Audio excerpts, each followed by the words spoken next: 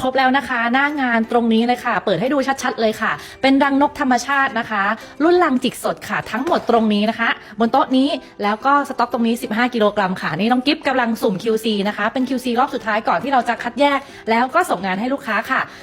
ลูกค้ามีคำถามตอนแรกว่าท่านแรก10กิโลกรัมขอเวลา3วันส่งได้ไหมคือถ้าของมีอยู่ในมือเราก็ส่งให้ได้แน่นอนค่ะแต่ถ้าของไม่มีอยู่ในมืออาจจะต้องรอนิดนึงเพราะงานของเราซื้อมาขายไปรอบเร็วนิดนึงค่ะใช่ค่ะกว่าจะซื้อวัตถุดิบมาคัดแยกมาทำความสะอาดมา QC นะคะบางทีเวลาออเดอร์มาติดกันเราต้อง planning เวลานิดนึงเพราะฉะนั้นเนี่ยถ้ารีบใช้ใกล้เทศกาลให้แจ้งล่วงหน้าค่ะเราก็ว่าอย่างนี้นะคะลูกค้าไม่เคยเห็นกันเลยค่ะแล้วก็มีท่านหนึ่งซื้อครั้งแรก15กิโลนี้แบ่งเป็น10กิโลกับ5กิโลนะคะเพราะฉะนั้นเป็นการซื้อขายออนไลน์ถ้าเกิดว่าไม่มั่นใจ